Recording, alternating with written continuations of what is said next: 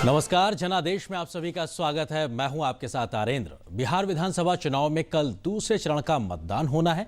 6 जिलों की 32 विधानसभा सीटों पर 456 प्रत्याशी अपनी किस्मत आजमा रहे हैं। इस दौर में करीब 86 लाख मतदाता अपने मताधिकार का इस्तेमाल कर सकते हैं। पहले चरण के रिकॉर्ड मतदान के बाद से अब सबको उम्मीद है कि दूसरे चरण में भी बिहार अपने पिछले मत प्रदर्शन से बेहतर नतीजे दिखाएगा। कल जिस इलाके की 32 विधानसभा सीटों पर मतदान होगा वो इलाका कभी जातीय संघर्ष की खूनी कहानी का गवाह रहा है, तो बंदूक की नोक से सत्ता को हासिल करने की नाकाम कोशिश कर रहे नक्सलियों ने भी इस इलाके में कई बार खून की होली खेली है। बात चाहे वर्ग संघर्ष के पैरोकारों की हो या नक्सलियों की हो, ये सभी बात तो गरीबी की करते हैं, लेकिन इस पूरे इलाके में फैला पिछड़ापन सब कुछ खुद ब खुद बयां कर देता है। इस इलाके की बदहाली इस बात का जीता जागता सबूत है कि सियासी दलों ने यहां पर वोट की चिंता तो की है, लेकिन वोटर की नहीं। जनादेश में आज बात करेंगे कल के दूसरे चरण के चुनाव के तमाम महत्वपूर्ण पहलुओं पर, लेकिन सबसे पहले देखते हैं इस वक्त की चुनावी हेडलाइंस। बिहार चुनाव के दूसरे चरण में 6 जिलों की 32 विधानसभा सीटों पर मतदान होगा कल। नक्सल प्रभावित इलाकों में सुरक्षा के व्यापक इंतजाम।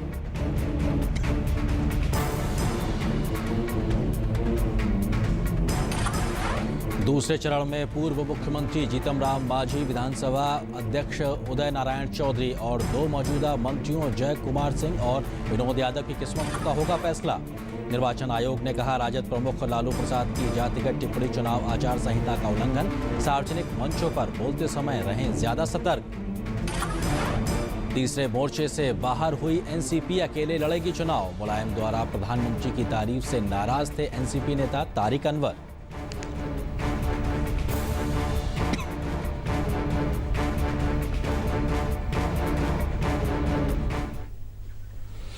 तो दूसरे चरण के कई क्षेत्र नक्सल प्रभावित इलाकों में होने के कारण इस दौर में पहले चरण की ही तरह मतदान के लिए 3 श्रेणियों में समय को निर्धारित किया गया है।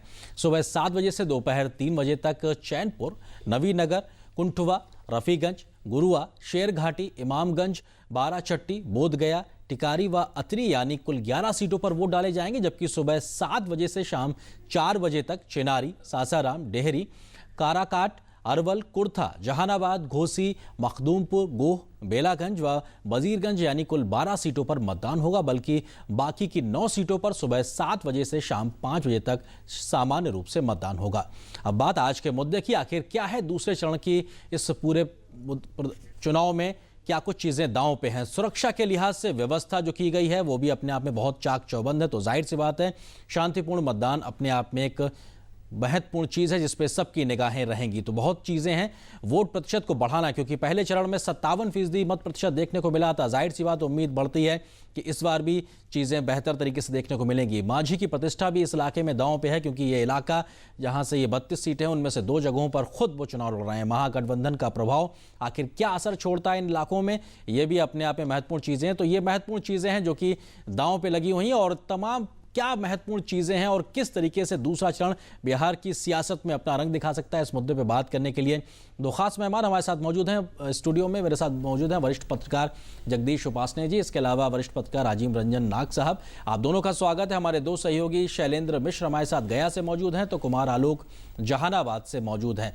कुमार, पहले रुख आप ही का करते हैं, क्योंकि जो कल का जो सेकेंड फेज है वो बहुत महत्वपूर्ण है, क्योंकि नक्सल प्रभावित इलाकों में इस बार मतदान है और सुरक्षा के तमाम बंदोबस्त इंतजाम किए गए हैं। आप जिस इलाके में खड़े हैं जहानाबाद में, जाहिर सी बात है वो कई बार इस बात के लिए सुर्खियों में रहा है जो सुरक्षा के इंतजाम को लेके।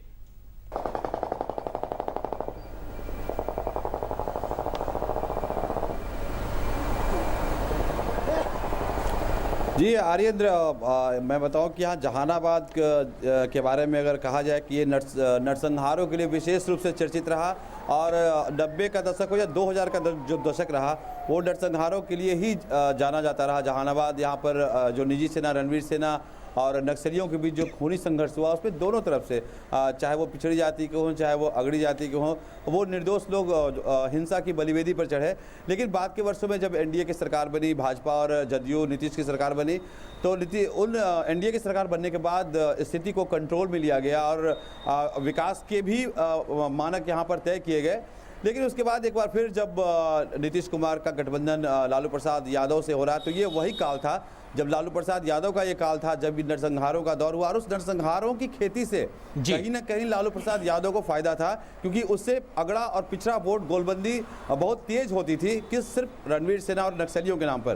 तो जब नीतीश कुमार लालू प्रसाद यादव के साथ मिले हैं तो एक शंका हो सकती है लोगों के अंदर, मतदाताओं के अंदर, कि कहीं फिर वो दौर ना आ जाए जिस दौर को यहाँ की जनता भूल चुकी है। तो जहाँ तक प्रशासन का सवाल है, प्रशासन ने बहुत ही पुख्ता इंतजाम किए हैं, और इसके पहले कि लोकसभा चुनाव की अगर बात करें तो आप देखें लोकसभा चुनाव में भी जबरदस्त सुरक्षा के इंतजाम किए गए थे, और यही कारण था कि यहाँ के जो वोटर थे वो अपने घरों से निकले और काफी मात्रा में यहाँ पर वोट किया। और यही आशा की जा रही है, यहाँ की जनता ये कह रही है कि चुनाव आयोग पर उनका पूरा भरोसा है, और कल जो मतदान द्वितीय चरण का जहानाबाद जिले और अरवल जो पास में ही अरवल जिला है जो जहानाबाद से कट के 2001 में बना था, तो इन मतदाताओं को ये पूरी तरीके से आश्वस्त है कि कल भी वो निर्भीक होकर अपने मताधिकार का प्रयोग कर सकेंगे। जी आलोक, आप रहिए हमारे साथ में। जगदीश उपासने जी, ये जो बात हमारे सहयोगी आलोक कह रहे हैं अपने आप में बहुत महत्वपूर्ण, क्योंकि ये वो जमीन है जिसने जातीय संघर्ष के नाम पे खूनी होली होते हुए देखी है। तो जाहिर सी बात, जान का खतरा भी इस इलाके के तमाम लोग लंबे समय तक महसूस करते रहे, महज राजनीति के चलते। अब आज किस करवट बैठी है यहाँ इस इलाके की राजनीति? जैसे आपके संवाददाता बता रहे हैं, स्थितियां बदली हैं, और जहां लोग शाम को 6 बजे ही घर के अंदर चले जाते थे, कम से कम जहानाबाद की तो रिपोर्ट से ही बताती हैं,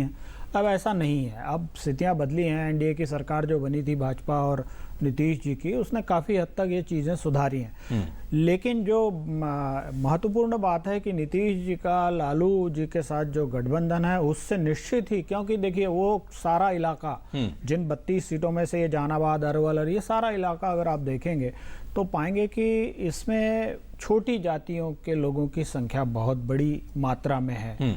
बड़ी, जिनको आप बड़ी जातियां कहते हैं, उनका संघर्ष इसीलिए होता था क्योंकि जमीन ज्यादा उनके पास है, और उस संघर्ष को हवा देकर ही लालू प्रसाद राजनीतिक लाभ उठाते रहे हैं, ये हिस्ट्री है।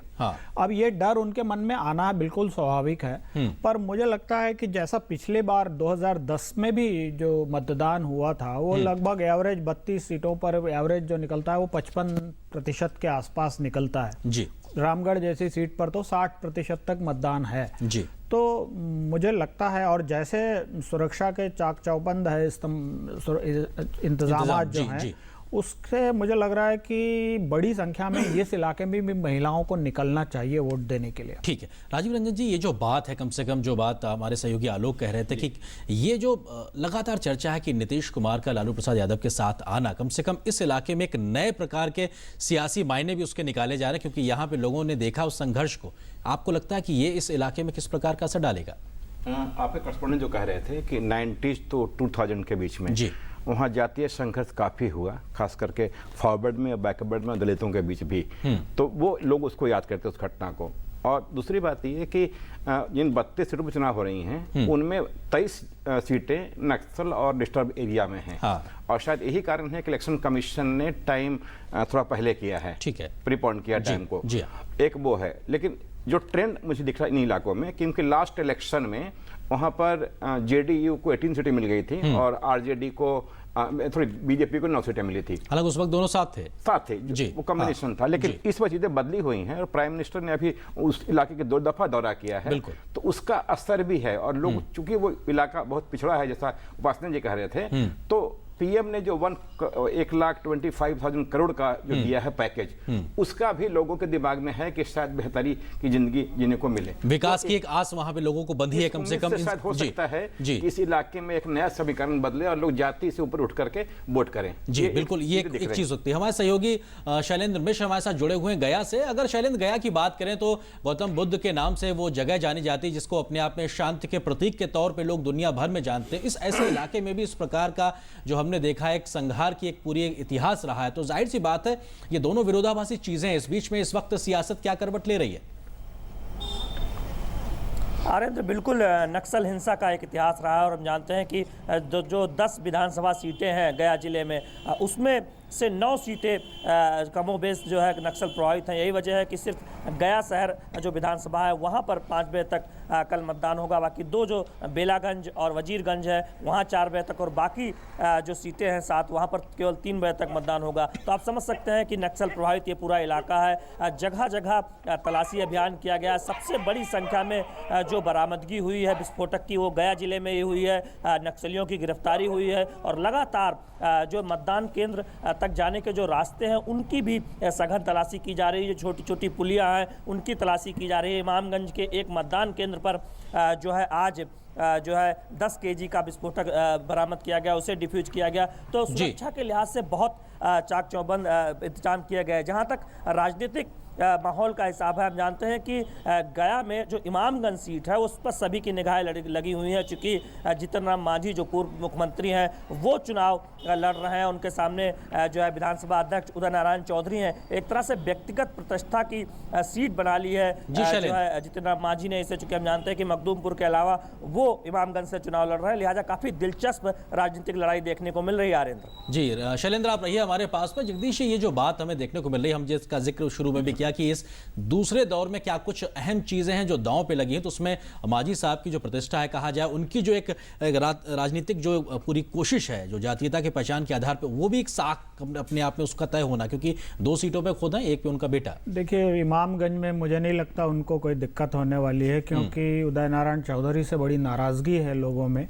और उदय नारायण चौधरी घोषित रूप से अपने आप को नक्सलियों का समर्थक कह चुके हैं जी। तो मखदूमपुर में वही शिकायतें मांझी जी से लोगों को है कि उन्होंने ध्यान नहीं दिया। ध्यान दिया तो कुछ खास इलाके की तरफ। हालांकि बृहद स्तर में करें तो हम लोग दलित या महादलित को लेकर जिस तरीके से तमाम बातें होती रही हैं, उस फैक्टर को लेकर भी पूरे फेज में बहुत चीजें तय होनी है। देखिए, वो बहुत बड़ा फैक्टर है और वो पूरे बिहार के सभी चरणों में काम कर रहा है। जहां पर भी महादलित या छोटी जातियों के वोटर है, उनको लगता है कि मांझी जी के साथ अन्याय हुआ और उसका वो कहीं ना कहीं और हिसाब चुकाना चाहते हैं।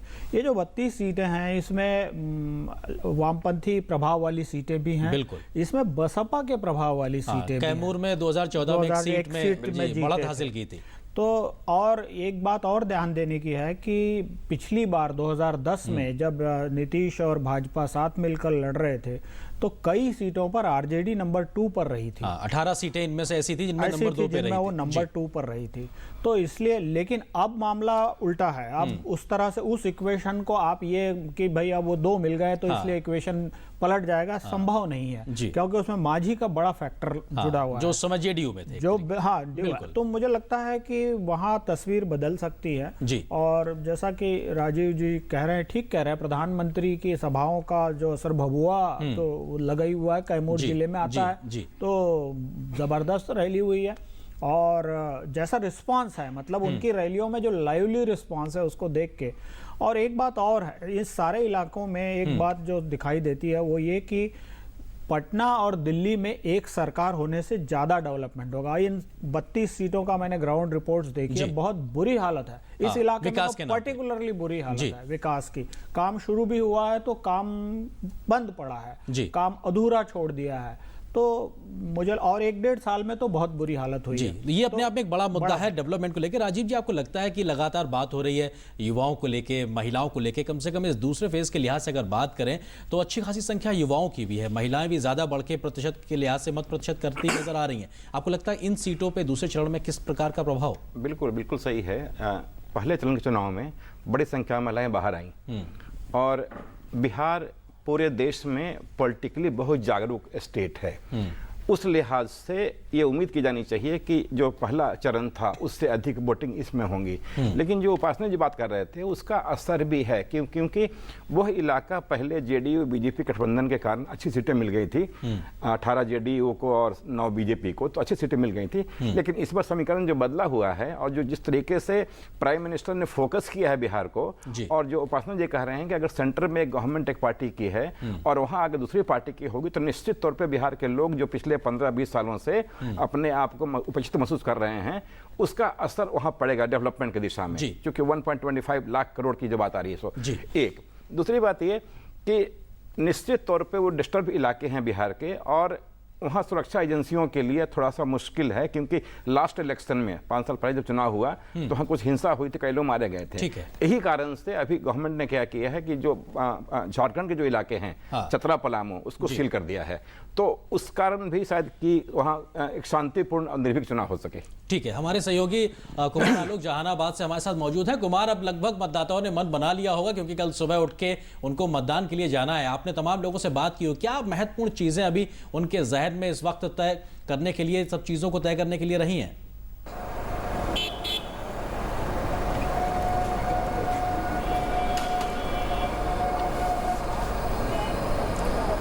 देखिए, जहन की अगर बात करें तो जो विकास की अगर बात आप करते हैं तो खासकर जो निचला तबका है, जो समाज की जो निचली पंक्ति है, जिसको हम गरीब कहें या जिसको मजलूम हम अगर कहें, तो उनके अंदर यही है कि जो चीज़ें विकास की बातें जो भी हुई हैं, जो ऊंचे वर्गों तक पहुंची है, संपन्न तबकों तक पहुंची है, और जो भी सरकार बने, नई सरकार किसी की भी बने, तो विकास की जो रोशनी है या विकास का जो रास्ता है उनके द्वार तक भी पहुंचे। और यही खासकर मेरे पिछड़े और जो दलित मतदाता हैं उनके हाल को या उनके करीब जाने पर मुझे देखने को महसूस हुआ।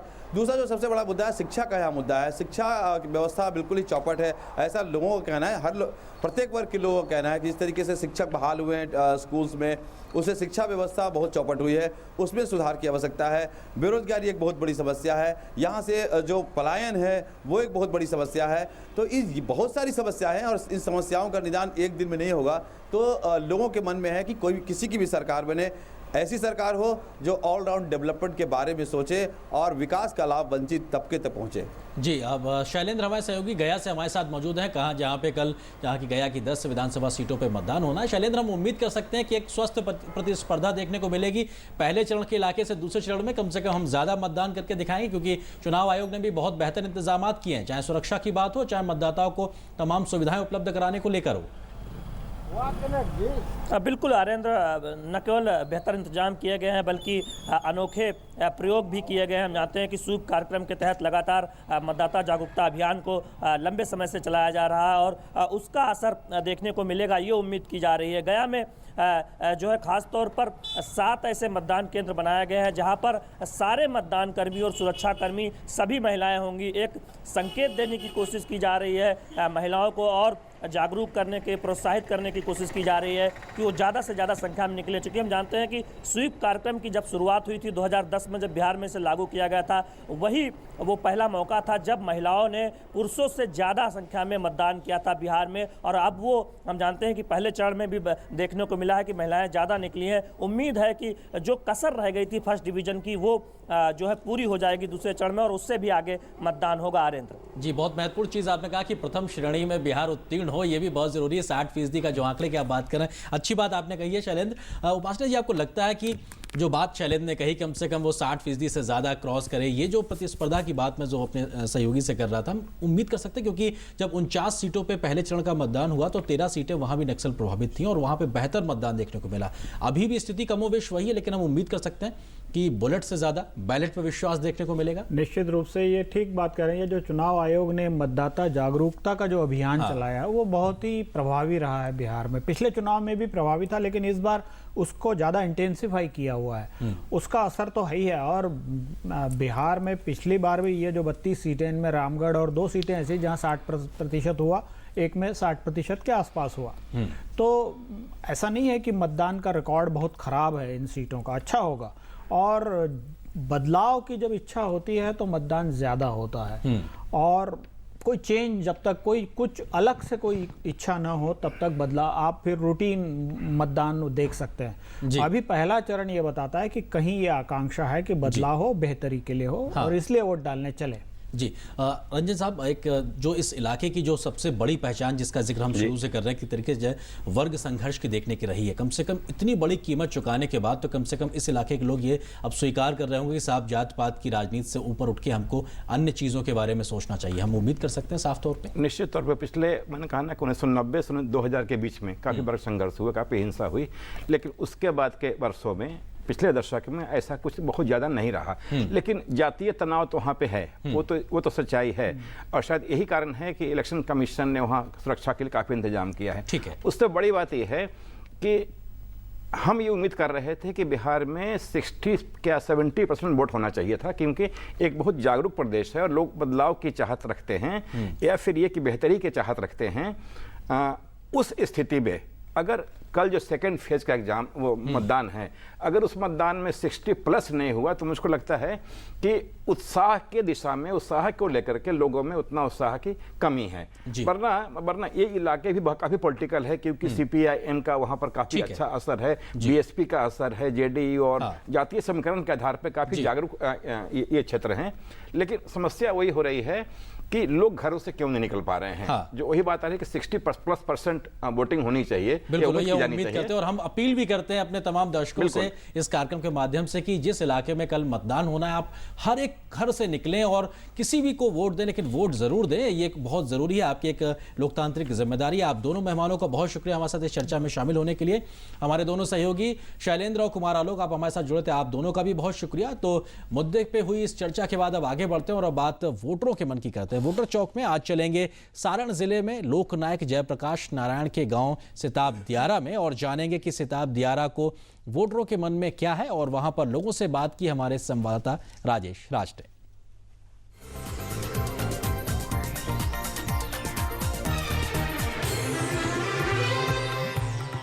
आज हम सिताब दियारा में वोटर चौक के लिए मौजूद हैं, जो जयप्रकाश नारायण का गांव है और उस गांव में जनता जनार्दन है और उस जनता जनार्दन से ये जानने की कोशिश करेंगे कि जेपी ने जहां पैदा होकर संपूर्ण क्रांति का आह्वान किया, देश और दुनिया को रास्ता दिखलाया, वह गांव आज बिहार के मानचित्र से क्यों कटता जा रहा है।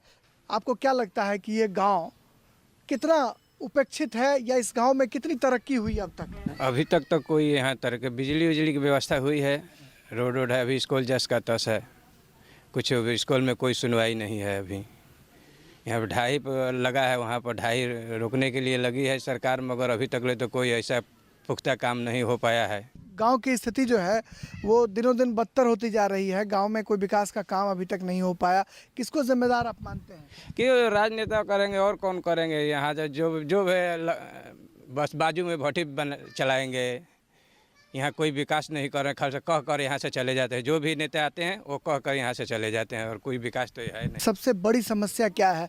कहा जाता है कि जो जेपी का मूल घर था वो भी कटाव में चला गया। कटाव की समस्या दिनों दिन बढ़ती जा रही है। कैसे आप देखते हैं कटाव और सिताब दियारा? वही साग का 3 पात किसा होता कहावत है, वही हाल हुआ।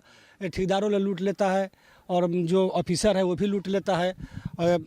अगला साल 10 घर दलितों का घर धस गया, गिर गया, जिसको आज तक एक पैसा भी नहीं मिला। पढ़ाई लिखाई शिक्षा इसके लिए क्या चले जाते हैं? स्कूल में टीचर है लेकिन ट्रेंड टीचर नहीं है, अनट्रेंड टीचर है लोग, जिसको 19 तक पहाड़ा भी 19 की पहाड़ा भी नहीं आता है।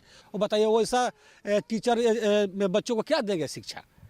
हॉस्पिटल है, नाम का हॉस्पिटल है, लेकिन कोई डॉक्टर यहाँ आता नहीं है। कितनी बड़ी समस्या है गांव के लोगों के लिए आवागमन की समस्या, या अन्य क्या ऐसी समस्या है जो गांव के लोगों को आज भी चुभती है?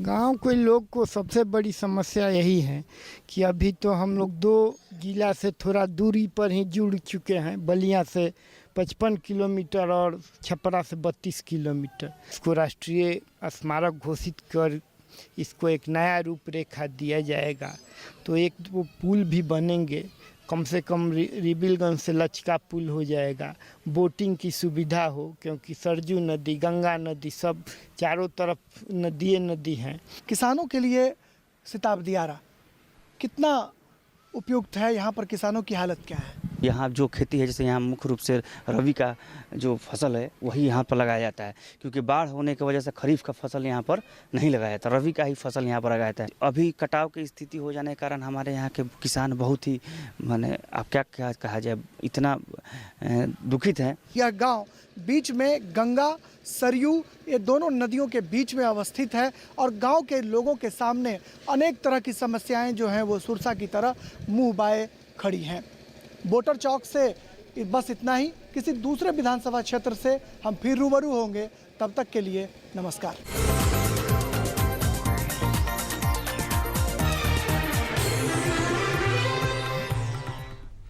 और चुनाव से जुड़ी कुछ अन्य महत्वपूर्ण खबरें अब देखते हैं चुनावी एक्सप्रेस में।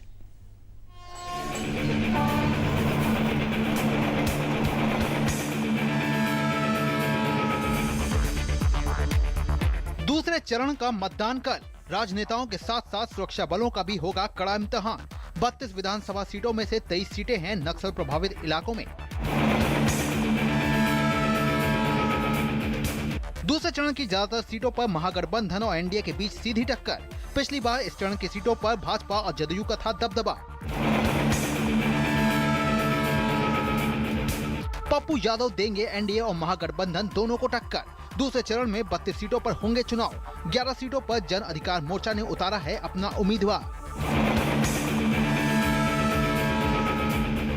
तीसरे मोर्चे में आई दरार। राष्ट्रवादी कांग्रेस पार्टी नेता तारिक अनवर का ऐलान, अकेले लड़ेंगे विधानसभा चुनाव। मुलायम की भाजपा पर तारीफ से थे नाराज। दूसरे चरण की वोटिंग से पहले फिर नक्सलियों के लगाए 3 आईईडी बरामद। 3 अलग अलग स्थानों पर लगाया था आईईडी। केंद्रीय मानव संसाधन विकास मंत्री स्मृति ईरानी का बयान, पहले चरण में पुरुषों के मुकाबले महिलाओं ने डाले हैं अधिक वोट, मतलब महिलाएं नहीं चाहती हैं जंगलराज पार्ट 2। लालू यादव ने भोजपुर जिले के बिहिया की चुनावी सभा में भाजपा पर साधा निशाना। कहा, जंगलराज की बात करने वाली भाजपा ने भी साधुओं को नहीं दिए हैं टिकट। भभुआ की चुनावी सभा में लालू ने भगवान कृष्ण का नाम लेकर भाजपा पर कसा तंज। बोले, कृष्ण का जन्म भी जेल में हुआ था और जेल से निकलने के बाद ही उन्होंने कंस का वध किया था, इसलिए जेल हमारे लिए गुरुद्वारा है। शिवराज सिंह चौहान का लालू यादव पर हमला। कहा, राजनीति के सबसे बड़े जोकर हैं लालू। कहा, बिहार की प्रतिभा को भाजपा का साथ मिल जाए तो पूरे विश्व में बिहार का डंका बजेगा। बिहार में वोटिंग की होगी लाइव वेबकास्टिंग। बिहार विधानसभा के तीसरे चरण में होने जा रही वोटिंग में लाइव वेबकास्टिंग की जाएगी।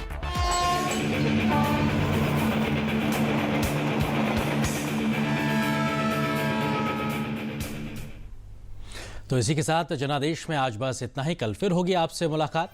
नमस्कार।